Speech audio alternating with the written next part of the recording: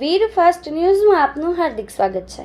Press not વિષય ગોધરા ગ્રામ પંચાયત ખાતે સરપંચ શ્રીના ઘર આગળ આંતરિક રસ્તા પર થયેલ ડામર રોડના કામ અંગે ગેરવહીવટ, નિયમ ભંગ અને ભ્રષ્ટાચારની શંકા અંગે તાત્કાલિક તપાસની માંગ માંડવી તાલુકાના ગોધરા ગામના ગ્રામ પંચાયતના સરપંચ શ્રી વર્ષાબેન કન્નડના નિવાસ સ્થાન આગળ આવેલા આંતરિક રસ્તા પર તાજેતરમાં ડામર રોડનું કામ કરવામાં આવ્યું હોવાની ઘટના પ્રકાશમાં આવી છે। આ કામ અંગે ગામજનોમાં ભારે અસંતોષ અને શંકા ફેલાઈ છે, કારણ કે ગામના અનેક મુખ્ય જાહેર રસ્તાઓ હાલ અત્યંત ગંભીર હાલતમાં હોવા છતાં તેમની મરામત અથવા ડામર રોડનું કામ કરવામાં આવ્યું નથી। આ પરિસ્થિતિમાં સરપંચશ્રીના ઘર આગળ આવેલા આંતરિક રસ્તા પર ડામર રોડનું કામ કરવામાં આવવું સત્તાનો દુરુપયોગ, ગેરવહીવટ તથા સરકારના નાણાંનો સંભવિત દુરુપયોગ તરીકે જોવામાં આવી રહ્યું છે।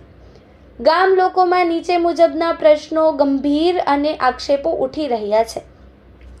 આ આંતરિક રસ્તા પર કરવામાં આવેલ ડામર રોડનું કામ કઈ સરકારી યોજના, કઈ ગ્રાન્ટ અથવા કયા વહીવટી આદેશ હેઠળ મંજૂર કરવામાં આવ્યું છે? શું આ કામ માટે ગોધરા ગ્રામ પંચાયતની સત્તાવાર ઠરાવ, સંબંધિત અધિકારીઓની લેખિત મંજૂરી લેવામાં આવી છે કે નહીં? જો કોઈ સત્તાવાર મંજૂરી વિના કામ કરવામાં આવ્યું હોય તો તે પંચાયત અધિનિયમ તથા સરકારી નાણાં નિયમોનો સ્પષ્ટ ભંગ ગણાય છે। ઉલ્લેખનીય છે કે આ જ સ્થળે અગાઉ સરકારી ગ્રાન્ટ હેઠળ સીસી રોડનું કામ કરવામાં આવ્યું હતું, તો ફરીથી એ જ સ્થળે ડામર રોડનું કામ કરવું સરકારી નાણાંનો બિનજરૂરી અને શંકાસ્પદ ખર્ચ ગણાય છે।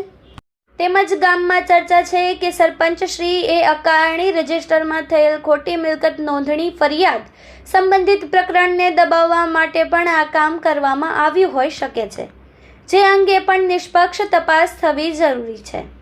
ઉપરોક્ત તમામ બાબતને ધ્યાનમાં લઈ આ સમગ્ર પ્રકરણમાં ગંભીર ગેરવહીવટ, નિયમ ભંગ અને ભ્રષ્ટાચારની પ્રબળ શંકા ઊભી થાય છે। તેથી ગોધરા ગામના નાગરિકો દ્વારા રાજ્ય સરકારશ્રી તથા સંબંધિત ઉચ્ચ અધિકારીઓ સમક્ષ નીચે મુજબની માંગ કરવામાં આવે છે। આ સમગ્ર પ્રકરણ અંગે ઉચ્ચ સ્તરીય અને નિષ્પક્ષ તપાસ તાત્કાલિક હાથ ધરવામાં આવે। આ કામ માટે આપવામાં આવેલી મંજૂરી, ગ્રાન્ટ, ટેન્ડર પ્રક્રિયા અને ખર્ચની સંપૂર્ણ વિગતો જાહેર કરવામાં આવે। જો તપાસમાં ગેરરીતિ અથવા ભ્રષ્ટાચાર સાબિત થાય તો જવાબદાર વ્યક્તિઓ સામે કડક કાનૂની કાર્યવાહી કરવામાં આવે। આ પ્રકરણ કચ્છ જિલ્લામાં પ્રથમવાર સામે આવ્યું હોય તેવી ગંભીર સ્થિતિ સર્જાઈ છે, તેથી જાહેર હિતમાં આ મામલે તાત્કાલિક તપાસ કરાવવી અનિવાર્ય બની છે।